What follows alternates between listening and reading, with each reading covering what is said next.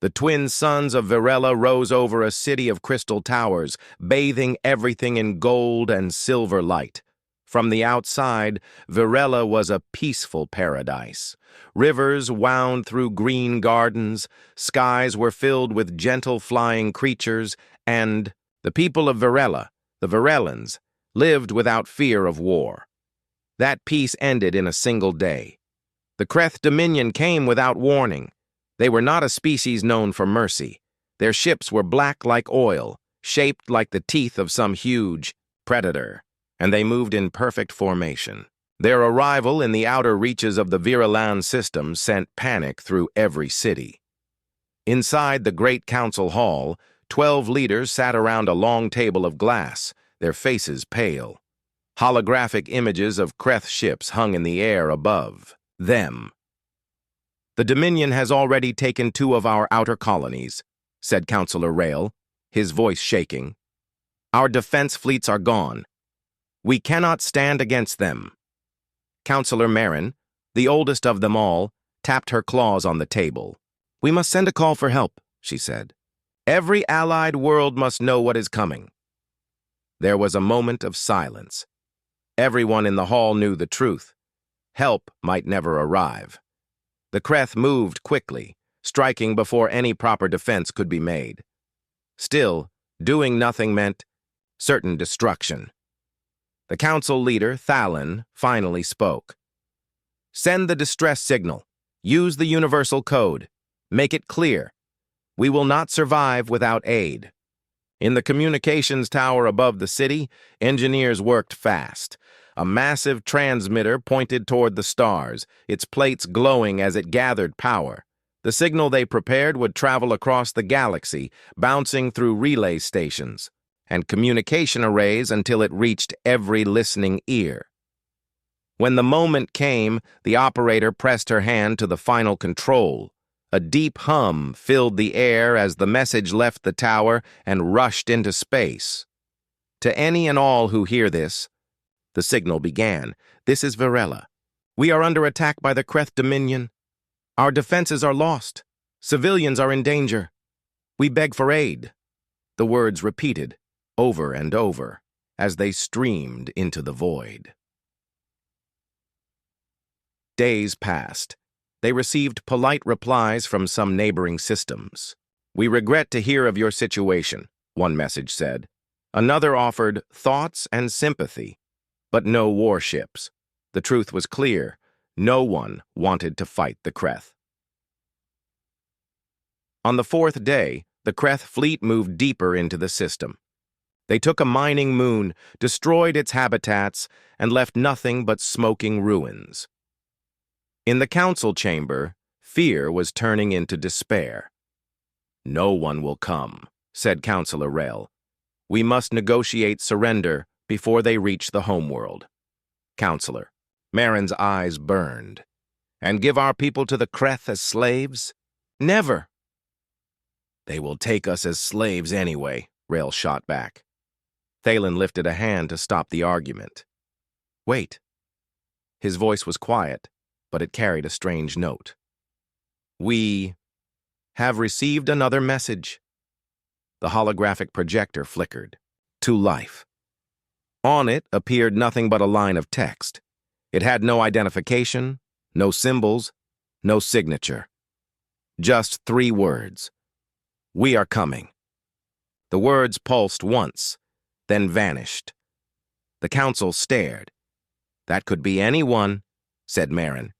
"It could be the Kreth playing with us," muttered Rail. "No," Thalin said slowly.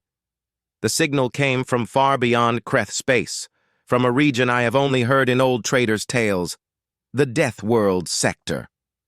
The room went silent. Deathworlds were rare planets so dangerous that most life could not survive on them. The few species that evolved there were considered unstable, violent, and unpredictable. Civilizations from those worlds were said to be best avoided, if they even existed at all. "Who would live in such a place?" Rael asked in disbelief. "Someone who might just be able to face the Kreth," Marin replied softly. Outside the council hall, life on Virella grew darker each day. Kreth raiding ships began testing the edges of the atmosphere, firing warning shots at civilian transports. Panic spread. Families fled into underground shelters. In orbit, the remaining Virellan defense fleet, a handful of aging cruisers, tried to patrol the skies. But every encounter with the Kreth ended in retreat. In the control center of the orbital defense platform, Commander Salek stood at the main observation window, watching a distant explosion bloom in space. Another defense craft gone, an officer, ran to him. "Commander, long-range scanners have detected something." Salek turned. "Kreth reinforcements?" The officer shook his head, looking pale. "Unknown. A single vessel. But it's moving at a velocity we've never recorded before." Salek frowned. "Display it." The screen lit up, showing a blurry object streaking through the darkness. Of space. It was huge, bigger than any Kreth warship, and shaped in a way that made no sense, like overlapping armor plates designed for some unknown purpose. "Identification?" Salek asked. "No match in our records," the officer replied, "but it's heading straight for us." Salek's mind went back to the strange message. "We are coming." The council met again as reports spread. "It's just one ship," Rael said. "If it's Deathworlders, they are fools to come alone." Marin shook her head. "A fool would not come from so far so fast. This is something else." Thalin looked out at the stars through the council hall's great window. "I do not know if they are friend or enemy," he said. "But I know this, when they arrive, everything will change." Far across the system, in the black cold between stars, the unknown ship slowed as it neared the Virellan homeworld. Its hull was covered in strange markings, and its engines glowed with a deep red light. Inside, figures moved with calm purpose. Their armor was matte black, their faces hidden behind visors. The one who seemed to be their leader stood before. A wide view screen, hands behind his back. "Target system reached," a voice reported. The leader nodded. "Send transmission." Moments later, every Virellan communication channel crackled to life. A voice, deep and steady, spoke in perfect universal code.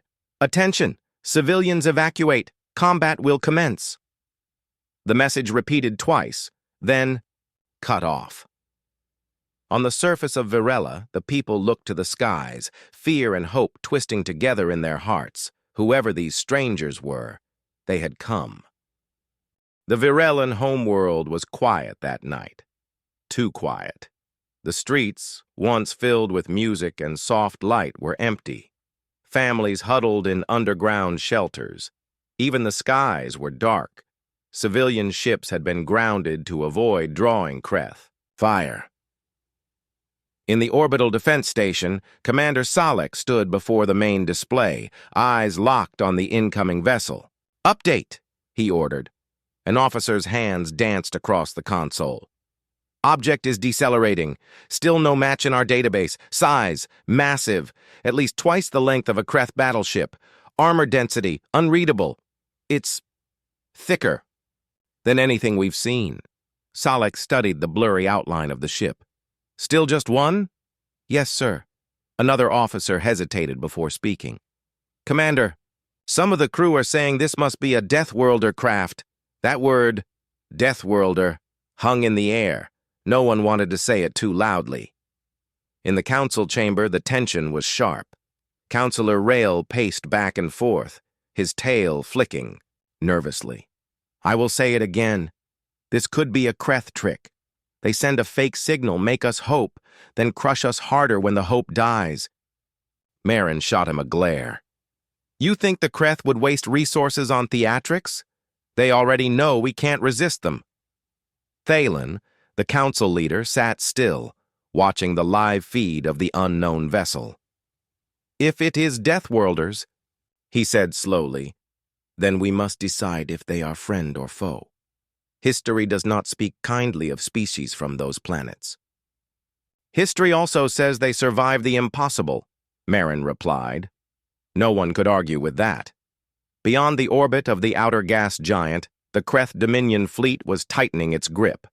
Admiral Zorak, commander of the invasion, stood on his bridge, gazing at a rotating image of Virella's star system. "Status of the blockade?" he asked. "Complete, Admiral," replied one of his officers. "No ship enters or leaves without our notice. The Virelans are trapped." "And yet," Zorak said, "my sensors tell me there is something approaching from deep space. Something fast." The officer shifted uncomfortably. "We have detected a vessel of unknown design, Admiral. Single craft. It will reach the Virelan homeworld within hours." Zorak laughed, a deep, harsh sound. "One ship? Then let it come. We will make an example of it." Far away, the unknown ship moved with relentless speed. Its hull caught the faint light of Virella's twin suns, revealing lines of armor plates, interlocked like the scales of some great predator. Inside, the crew moved efficiently. Every console was manned, every system humming at full readiness. "Target system scan complete," a voice reported. The captain, a tall figure with sharp eyes and a quiet, controlled voice, looked at the display. "Kreth fleet numbers? Primary. Force, 27 warships. Secondary fleet forming in deep space. Composition suggests reinforcements triple that size." The captain's gaze hardened. "They expect to win easily." A faint smile crossed his face. "Let's remind them what Deathworlders can do." On Virella's surface, word of the incoming strangers spread quickly despite the communications lockdown. In the shelters, people whispered about what Deathworlders were. Some imagined savage monsters in metal suits, more dangerous than the Kreth. Others thought of mythical heroes from old stories, those who fought alone against impossible odds. In one shelter, a young Virelan child asked her mother, "If they're from a death world, does that mean they're bad?"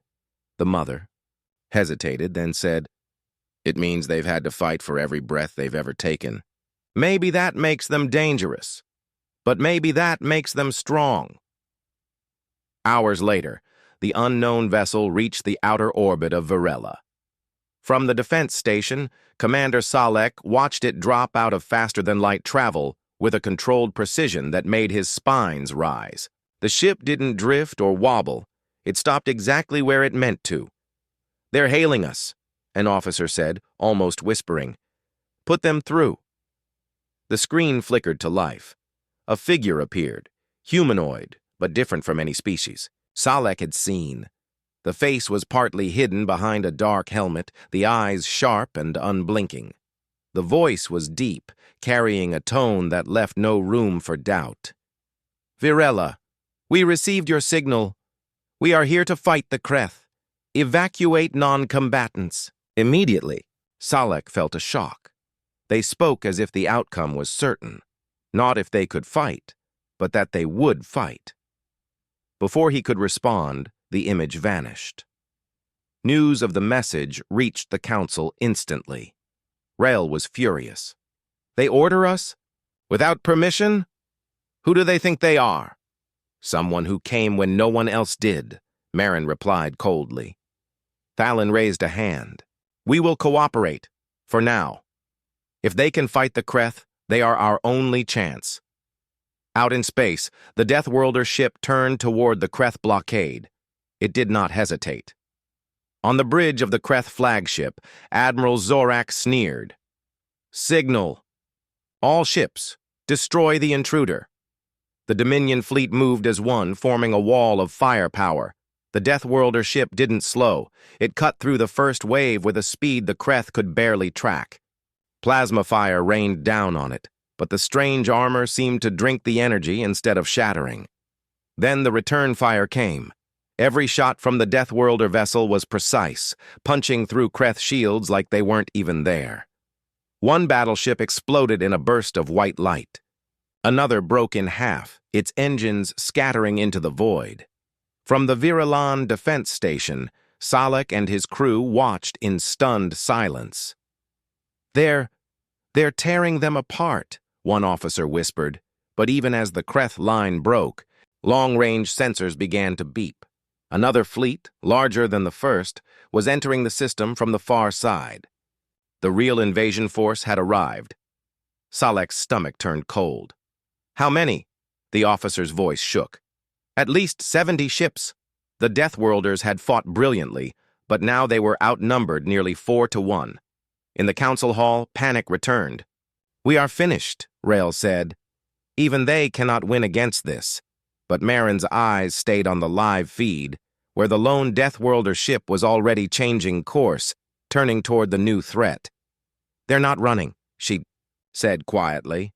Out in the darkness, on the Deathworlder bridge, the captain studied the incoming Kreth armada. 70 ships, the sensor officer confirmed. The captain's lips curved in a dangerous smile. "Good. Let them come." He turned to his crew.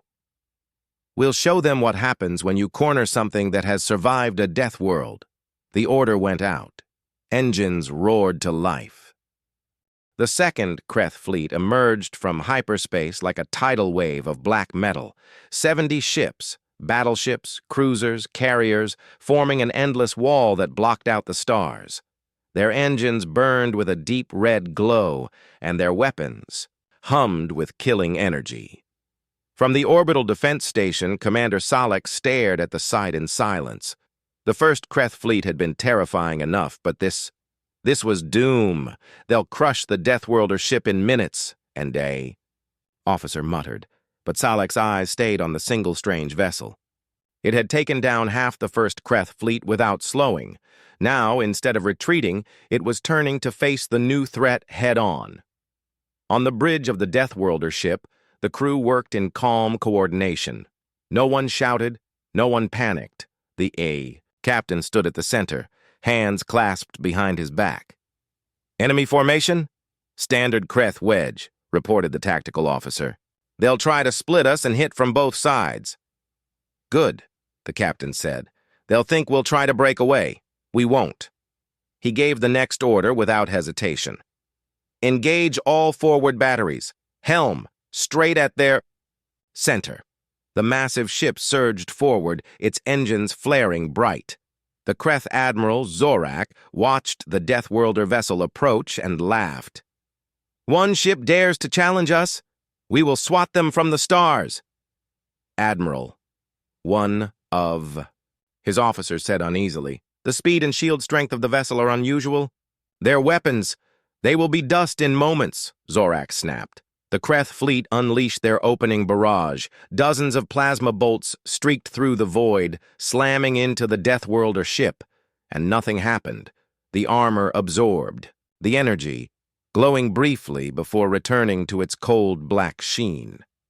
Inside the Viralan shelters, people listened to the battle through emergency broadcasts. Every time the Kreth fired, they expected to hear the Deathworlder ship had been destroyed. But instead, the announcer's voice kept repeating the same phrase. "Unknown vessel still advancing." Children stared wide-eyed at the flickering holographic displays.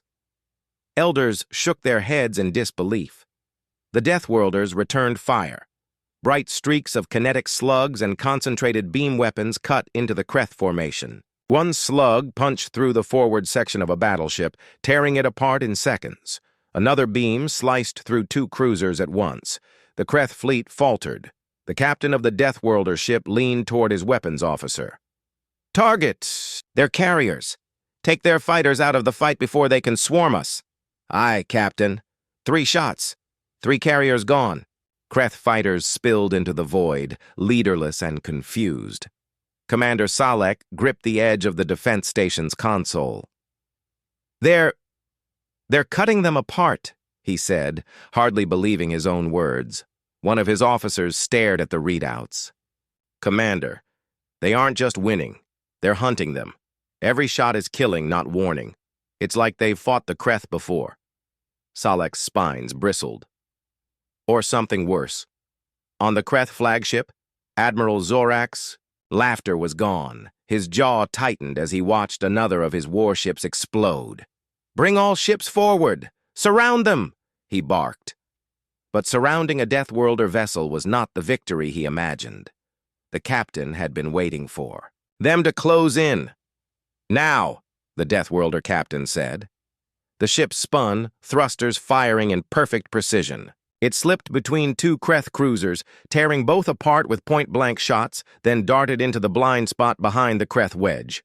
From there, it began dismantling the fleet piece by piece. The Virulans in the shelters couldn't see the details, but they could hear the announcers trying to describe it. "It's like nothing we've seen before," one breathless voice said. "They move as if the Kreth are predictable prey.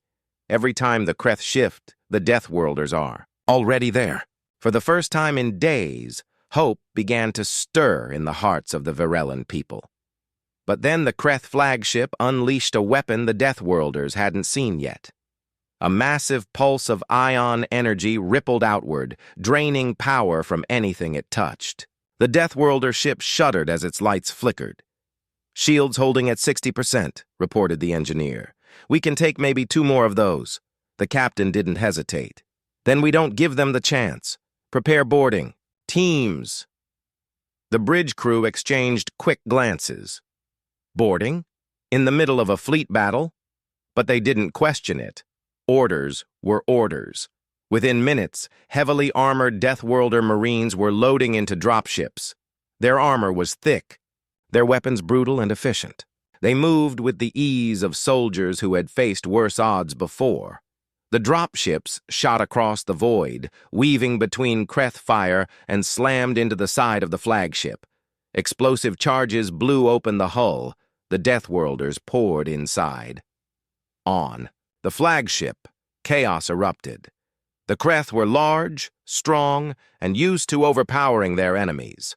But the Deathworlders fought like predators, silent, fast, and utterly without fear.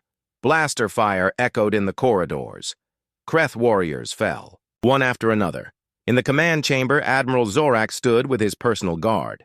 "Hold the line!" he roared. The doors blew inward. A single Deathworlder stepped through, visor reflecting the dim light. He moved like a storm, cutting down the guards with precise, brutal strikes. Zorak swung his blade, but the Deathworlder caught his arm, twisted, and forced him to his knees. The visor turned toward him, voice cold and calm. "You've just made a mistake you can't undo." Back in space, the Kreth fleet faltered. Without their admiral's commands, they broke formation. The Deathworlder ship seized the opportunity, crippling ship after ship until the survivors scattered into hyperspace. On the defense station, Commander Salek stared at the aftermath. A single ship, one, had defeated the largest Kreth force ever sent to the Virulan system. "Send word to the Council," he said quietly. "Tell them, the Deathworlders have won." In the council chamber, the news brought stunned silence. Then Marin spoke. "This changes everything." Thalen nodded slowly. "Yes, the galaxy will remember today." Outside, for the first time. Since the invasion began, the skies above Virella were clear. But far away, in the dark between stars, the Kreth Dominion still had more fleets. The war was not over, and the Deathworlders knew it. The Kreth flagship's wreckage still drifted in orbit above Virella when the next warning came. In the defense station, Commander Salek stood over the sensor table, staring at the red icons appearing one after another. "They're coming back," an officer said quietly. Salek's spines rose. "How many this time?" The officer swallowed hard. The scanners read, "Over 100 ships, multiple formations. They're not just coming for Virella. They're coming to erase the Deathworlders." In the council chamber, the news spread like fire. "This is hopeless," Councilor Rail shouted, slamming his hands on the table.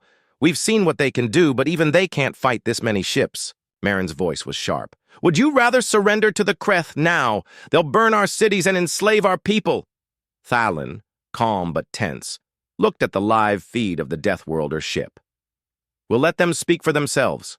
On the bridge of the human warship Iron Will, Captain Hale listened to the Virulan transmission in silence. 100 ships, said the tactical officer. That's 3 times what we faced before. Then we change the battlefield, Hale replied. We don't fight them where they're strong. The crew didn't question it. They'd fought worse odds before. They knew their captain's mind. If you can't win a battle by force, you win it by turning the rules upside down. Hours later, the Kreth Armada entered the Viralan system. Their ships moved in perfect coordination. Weapons ready. From his command throne, Kreth warlord Vorak grinned. Bring me the head of their captain, he ordered. Show the galaxy the Deathworlders are nothing but a story. But when his fleet reached the homeworld, the human ship was gone. What do you mean they vanished? Vorak barked at his sensor crew. They jumped to hyperspace, the officer replied nervously. Direction unknown, Vorak laughed. They run from us already, but he didn't see the trap. Near the edge of the system, hidden among the dense rocks of an asteroid belt, the Iron Will waited. Its engines were cold, its hull blending with the shadows. Captain Hale stood over the map table. They'll split. They're fleet, he said. Half will guard the homeworld. The rest will chase us. That's when we cut them apart. The plan was simple. Lure the Kreth into terrain they couldn't navigate well, use ambush strikes, and break them piece by piece. When the Kreth scouts finally found them, the humans didn't run. They charged. The first Kreth cruisers entered the asteroid field at full speed, confident their armor could withstand anything. They were wrong. The Iron Will moved like it knew the field by heart, weaving between massive rocks while launching precise salvos. One Kreth battleship was gutted in the opening seconds. Another lost its engines and drifted helplessly into an asteroid the size of a city. From the Viralan defense station, Commander Salek watched the battle feed with wide eyes. They're using the asteroids as weapons, Marin, standing beside him, nodded. This is how Deathworlders fight. Turn the environment itself into the enemy. The Kreth were furious. They poured more ships into the belt, trying to overwhelm the lone human vessel. But every time they thought they had it cornered, the Iron Will disappeared behind a rock, only to reappear at their flank. Captain Hale's voice was calm over the comms. Don't give them time to regroup. Keep them chasing shadows. For every shot the Kreth fired, the humans answered with 10, each one hitting exactly where it would do the most damage. After 2 hours, the asteroid field was littered with burning wrecks. The Kreth had lost nearly 20 ships, and the Iron Will had taken only glancing blows. But the humans knew this was only the beginning. Vorak's main fleet was still intact, and it was closing in. Hale gathered his officers. We can't stay here. Time for Phase 2. What's Phase 2? The navigator asked. Hale's grin was thin. We take the fight to them. The Iron Will burst out of the asteroid field at maximum speed, heading straight for the Kreth command group. Vorak thought the humans had finally lost their minds. They come to us, he roared. Good! All ships, converge! But the humans didn't aim for the center of his fleet. They struck the outer escort ships first, shredding the vessels. That carried the fleet's long-range sensors and communications relays. Within minutes, Kreth formations began to break apart. Without central coordination, their massive numbers worked against them, ships colliding or blocking each other's line of fire. While the battle raged, the Viralans received another encrypted human message. This time it wasn't just an order, it was a revelation. The file contained images of Earth, the human homeworld, towering mountains where storms raged for weeks, oceans that could swallow ships whole, forests filled with predators with claws, like knives. The message read, We come from a place where the air tries to kill you, the ground shifts beneath your feet, and the sky throws fire. Our bodies were made to endure, our minds to adapt, because we had no choice. You call it a death world. We call it home. For the first time, the Viralans understood. The humans weren't fearless because they didn't know danger. They were fearless because danger was the only life they had ever known. Back in space, Vorak was losing his grip on the battle. Every time he tried to rally his ships, the humans struck somewhere else. "Track them! Destroy them!" he roared. But the iron will was everywhere, slipping through blind spots, crippling engines, detonating fuel stores. It was like fighting a shadow that could strike from any direction. Finally, the human ship broke through the Kreth's inner defenses and headed straight for Vorak's flagship. On the Kreth bridge, alarms wailed as the human vessel's weapons. "Locked on!" "Brace for impact!" shouted Vorak's officers. The Iron Will fired a concentrated salvo that smashed through the flagship's shields, tearing open its outer hull. Before the Kreth could respond, boarding pods slammed into place. Armored, human soldiers stormed the corridors, cutting through defenders with brutal efficiency. They moved like predators, clearing room after room with perfect coordination. Vorak, massive and heavily armed, met them at the command chamber doors. "You think you can take me, little Deathworlders?" he snarled. The lead soldier stepped forward, visor reflecting the burning lights. His voice was calm and deadly. "We don't think. We know." The fight was brutal, but short. Vorak's strength meant nothing against their precision. Moments later, he was on his knees, bound, staring at the cold face of the human captain. Hale looked down at him. "You made a mistake coming here." The humans broadcast the surrender of Vorak's flagship across the system. The remaining Kreth ships, leaderless and panicked, fled into hyperspace. From the defense station, Salek whispered the words every Viralan had been waiting to hear. "They've done it. Again." But Captain Hale didn't celebrate. On the bridge of the Iron Will, he stood with arms folded, eyes on the stars. "This war isn't over," he said quietly. "The Kreth will send more, and next time they'll be ready for us." His crew nodded. They all knew the truth. Winning one battle only meant the next would be harder, and the Deathworlders were ready for that. The alien fleet hung in the darkness of space like a swarm of steel locusts, their weapons glowing in cold blue light. The Zorath High Command had gathered every remaining warship, determined to erase the humans before the Deathworlders could strike again. From the human flagship ISS Iron Resolve, Captain Elias stared at the massive holographic display. Enemy ships filled the map, more than twice their own number, but the humans didn't look afraid. "Open channel," Elias said calmly. A Zorath commander's face appeared, reptilian scales glinting under bright lights. "Deathworlders," the alien hissed. "Your destruction will be remembered as a warning to all primitive life. You should have stayed hidden." Elias smiled faintly. "You're about to learn that humans don't hide. We fight. And when we fight," he leaned forward, "we win." The channel cut. Orders flew across the bridge. Every crew member moved with precision. The fleet began to position itself, engines humming like a heartbeat before war. The first clash. The battle started without warning.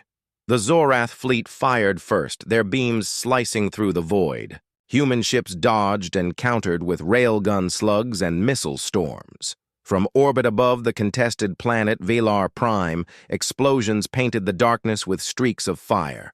Each time a Zorath ship was hit, the humans cheered.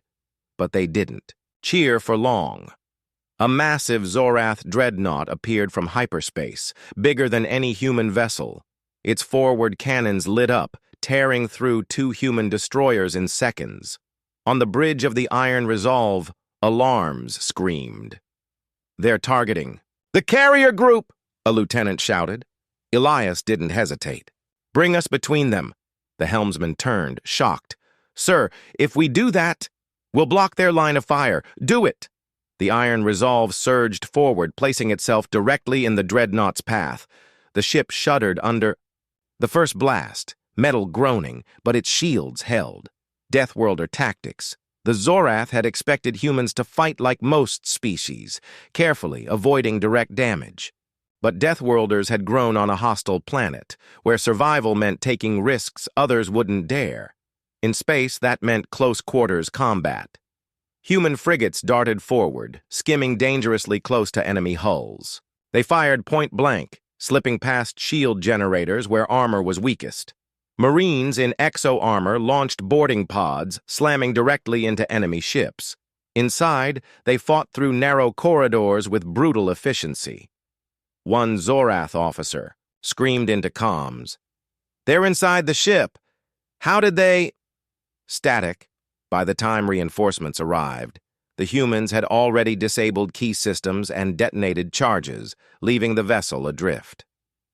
The turning point, but the Zorath still, had numbers. For every alien ship destroyed, another took its place. "Captain, our munitions are running low," the weapons officer reported. Elias scanned the display, thinking fast. Then his eyes locked on the planet below. Valar Prime wasn't just a battlefield. It was a resource. Its atmosphere was thick with ionized gas from volcanic activity. That gas could overload shield systems if weaponized. "Prep the hurricane protocol," Elias ordered. The crew went silent. The hurricane protocol was risky. It involved detonating a chain of fusion warheads inside a planet's atmosphere to create an expanding ion storm. In normal conditions, no sane commander would attempt it, but humans had never been accused of being sane in battle. The storm unleashed shuttles deployed, dropping warheads into Valar Prime's thick clouds. One by one, the devices exploded. Massive. Arcs of lightning shot upward into orbit, leaping from ship to ship like a living thing. Zorath shields flickered and died. Their targeting systems overloaded, leaving them blind. The humans struck hard. Railguns tore open hulls. Missiles found their targets with deadly precision. Boarding teams hit 3 dreadnoughts in 10 minutes. The Zorath fleet began to break. Ships turned away, trying to flee the storm and the Deathworlders chasing them. The final duel only. The enemy flagship remained, a monstrous vessel with enough firepower to destroy half the human fleet. It refused to retreat. Elias locked eyes with his crew. "End it!" The Iron Resolve dove toward the flagship, weaving through enemy fire. Point defense guns spat tungsten rounds, tearing apart incoming missiles. The 2 ships closed distance until they were almost scraping hulls. "Fire all batteries!" At that range, every shot hit. The Zorath flagship's hull cracked, explosions, ripping across its length. But the alien captain refused to surrender. He activated a self-destruct, intending to take the Iron Resolve with him. "Brace for impact!" The detonation lit the void like a second sun. Shockwaves battered the Iron Resolve, but the ship held together, limping away with hull plating scorched and engines barely running. Aftermath. When the smoke cleared, the Zorath fleet was gone. Valar Prime's orbit was silent except for drifting. Debris. The human fleet had lost many ships, but they had won. Messages from allied species flooded in. Praise, awe, even fear. On the bridge, Elias stood quietly, watching the stars. His first officer approached. "Captain, the galaxy will remember this day." Elias smiled faintly. "Good. Let them remember. What happens when you challenge Deathworlders?" Epilogue weeks later, in a distant Zorath war council, alien leaders argued over the defeat. One younger officer asked, "What made them so dangerous? Their technology was not superior." The elder commander, scales dulled with age, stared into the distance. "It was not their weapons. It was not their ships. It was their will. Deathworlders do not know how to surrender, and that, young one, is why we lost." Somewhere in the darkness of space, the Iron Resolve sailed on, its crew ready for the next challenge. Because humans knew one truth: